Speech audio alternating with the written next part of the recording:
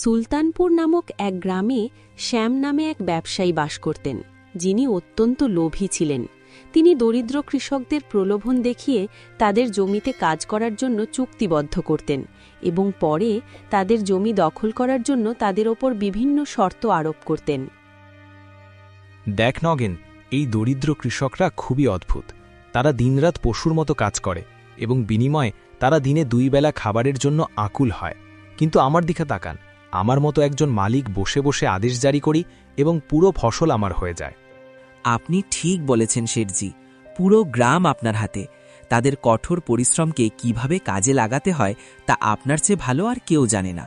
আপনি পুরো গ্রাম শাসন করেন। আপনার অনুমতি ছাড়া গ্রামে একটি পাতাও নড়ে না। আমি এই অজ্ঞ গ্রামবাসীদের এমন শর্তে আমার জমি ধার দিই যে তারা কঠোর পরিশ্রম করে এবং আমি ফসল গ্রহণ করি। সর্বোপরি আমার তুলনায় তাদের মর্যাদা কি? শেঠ এইসব বলছেন, ঠিক তখনই হরেন নামে একজন দরিদ্র কৃষক তার কাছে আসে, গভীরভাবে দুঃখিত এবং ব্যথিত। শেঠজি, আমি শুনেছি তুমি তোমার জমি কৃষকদের কাছে লিজ দিচ্ছ। হ্যাঁ ভাই, তুমি ঠিকই শুনেছ, আমি আমার জমি লিজ দেব।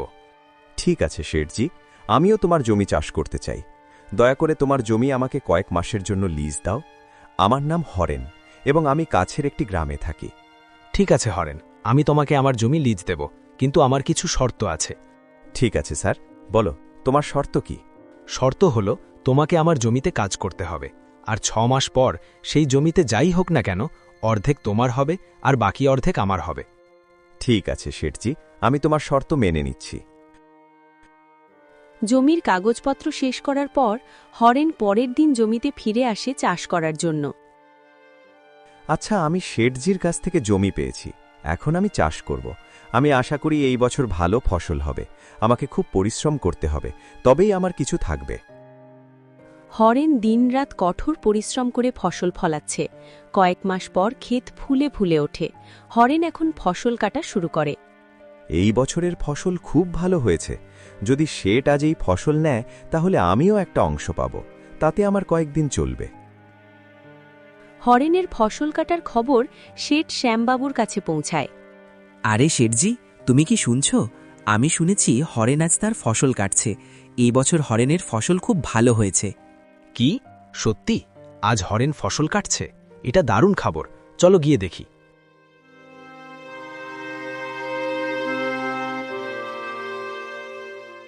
আরে হরেন, ফসল কি প্রস্তুত? এবার তোমার ফসল বেশ ভালো দেখাচ্ছে। হ্যাঁ শেঠজি, এবার আমি গম রোপণ করেছি। অনেক পরিশ্রমের পরই এত ভালো ফসল হয়েছে। এখন আমি ফসল কাটা শেষ করেছি। তোমার পরিশ্রম কিছুই করেনি, এটা আমার উর্বর জমির শক্তি। তুমি কঠোর পরিশ্রম করো বা না করো, ফসল হবেই। শেঠজি, ক্ষেত উর্বর হতে পারে, কিন্তু যদি কঠোর পরিশ্রম না হয় তাহলে ফসল হবে কিভাবে? আমি এই ক্ষেতে দিন রাত পরিশ্রম করেছি। বেশি কথা বলো না হরেন, ভাড়াটে শ্রমিকরাও কঠোর পরিশ্রম করে। যার জমির মালিকানা তার আসল আয়ের যোগ্য। আমার শর্ত অনুসারে তাড়াতাড়ি আমার অর্ধেক ফসল কাটো, যাতে আমি চলে যেতে পারি। আমার এখনও অনেক কাজ বাকি আছে। তুমি আমার অনেক ক্ষতি করছো, এখন তাড়াতাড়ি করো। এই বলে শেঠ হরেনের থেকে পুরো ফসল নিয়ে নেয়। তার জন্য মাত্র 3টি বস্তা রেখে যায়। এটা দেখে হরেন দুঃখিত হয়। হে ভগবান, এত পরিশ্রমের পরেও আমি এই ফসল পেয়েছি। এ তো কঠোর পরিশ্রম এবং জীবনের জন্য লজ্জা। আমি আর কতদিন অন্যের সুরে নাচতে থাকব? হে ভগবান, আমার নিজের জমি কবে হবে? হরেন এভাবেই জীবনযাপন করছিল। কয়েক মাস পর হরেনের ছেলে চিন্ময়, যে শহরে পড়াশোনা শেষ করতে গিয়েছিল, গ্রামে ফিরে আসে। ফিরে এসে সে তার বাড়ির অবস্থা দেখে গভীরভাবে দুঃখিত এবং ব্যথিত হয়। বাবা, আমাদের বাড়ি এবং গ্রামের এই অবস্থা কেন? এখানে সবাই দুঃখিত এবং ব্যথিত দেখাচ্ছে, কি ব্যাপার? ছেলে, এই গ্রামের কৃষকদের ভাগ্য এই। শেঠ শ্যামবাবুর মতো লোকেরা কৃষকদের কঠোর পরিশ্রম শোষণ করে। আমরা কঠোর পরিশ্রম করি, কিন্তু শেঠ শ্যামবাবুর মতো লোকেরা পুরস্কার কেড়ে নেয়। আমাদের জমি নেই, অধিকার নেই, আমরা কেবল পরিশ্রম করি এবং অনাহারে থাকি। কৃষকদের দুর্দশা দেখে চিন্ময় গভীরভাবে দুঃখিত এবং রাগান্বিত হয়। বাবা, চিন্তা করো না, এই অন্যায় আর টিকবে না। আজ থেকে আমি কৃষিকাজ করব। এবং সেই লোভী শ্যামবাবুকে তার নিজের শর্তে তার ধূর্ততার জন্য প্রতিশোধ নেব। পরের দিন চিন্ময় শেঠ শ্যামবাবুর বাড়িতে পৌঁছায়।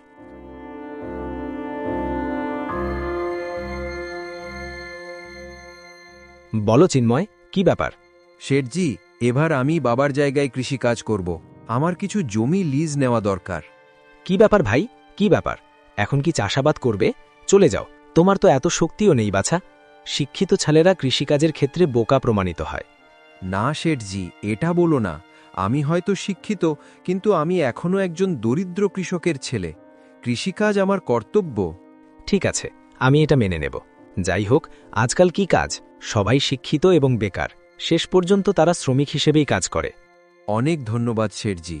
তুমি আমাকে পরে ধন্যবাদ জানাতে পারো, প্রথমে আমার শর্তাবলী শোনো বাছা। শর্ত কি শেঠজি? এ তো একটি শিশু, এবার আমি তাকে এমন একটি শর্ত দেব যে তার পুরো ফসল আমার হবে। যাই হোক, তার বাবা হরেন গম চাষ করে, তাই এই বোকাও গম চাষ করবে। ঠিক আছে চিন্ময়, শোনো, তুমি যা লাগাবে তার উপরের অংশটা আমি রাখব, আর নিচের অংশটা তোমার হবে। যদি তুমি আমার শর্ত মেনে নাও তাহলে আমাকে বলো। ঠিক আছে শেঠজি, আমি তোমার শর্ত মেনে নিচ্ছি। এখন এটা এরকমই হবে।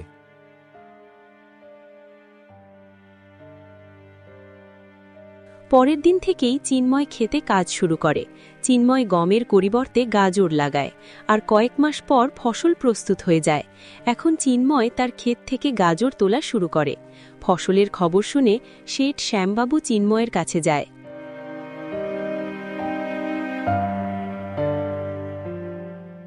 আরে চিন্ময়, তোমার কি শর্তটা মনে আছে? শেঠজি, আমার সব কিছু খুব ভালো করে মনে আছে।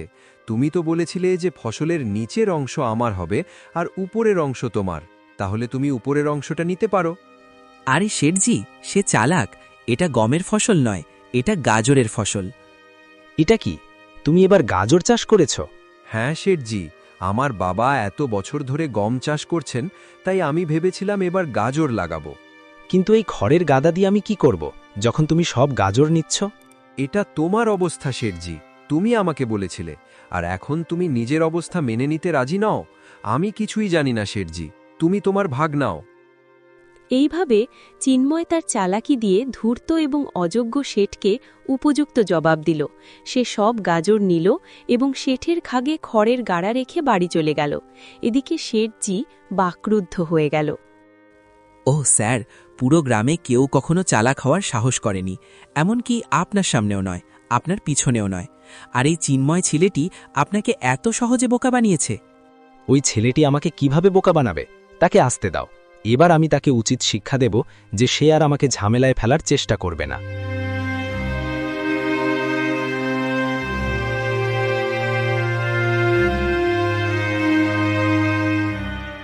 কয়েকদিন পর বিশাল শেঠের বাড়িতে ফিরে আসে। কেমন আছেন শেঠজি? বলো বাচ্চা, এবার তুমি কি চাও? আমি তোমার জমি লিজে ফেরত চাই শেঠজি। তাহলে এবারও আমার শর্ত শোনো বাচ্চা, এবার তোমার কোনো কৌশলী কাজ করবে না।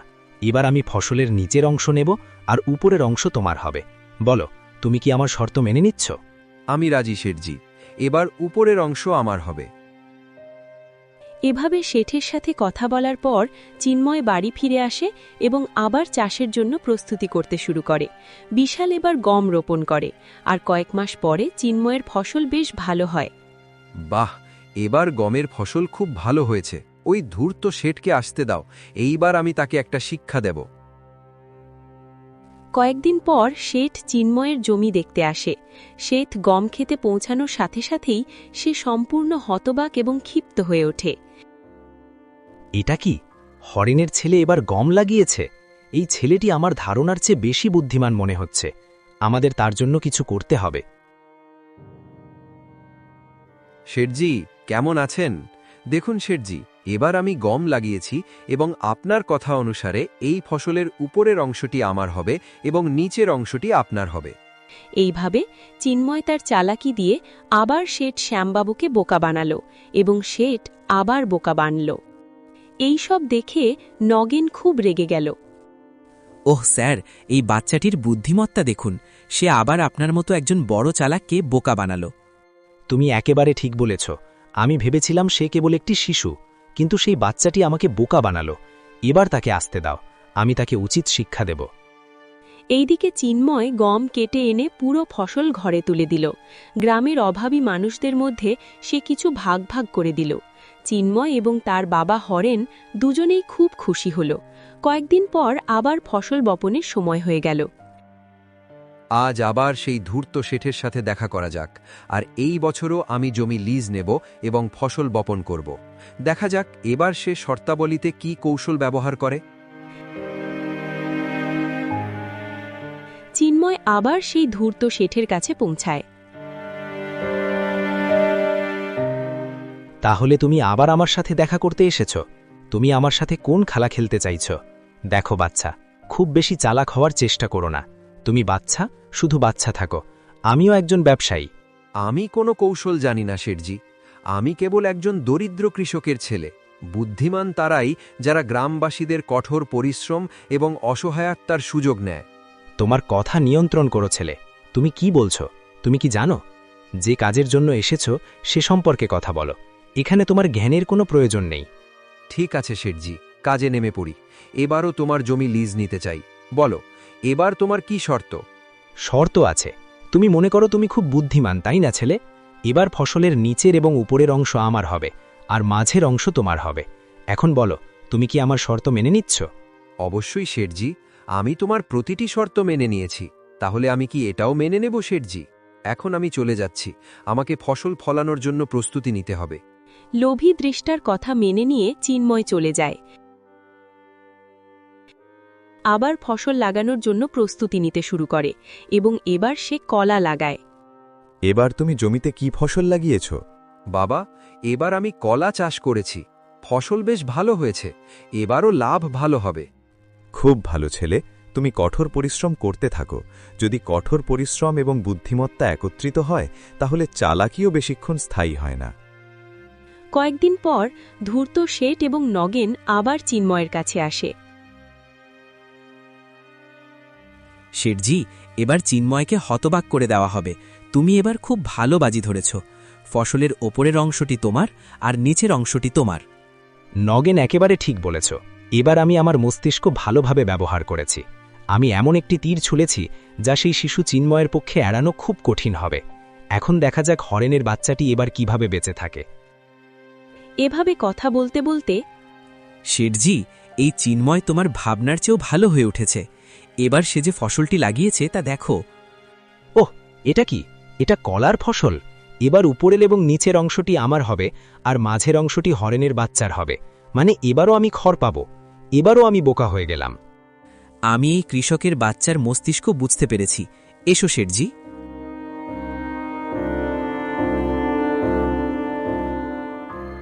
কেমন আছো? যাই হোক, তোমরা দুজন কি নিয়ে আলোচনা করছো বলো। এবারও তুমি আমাকে বোকা বানালে।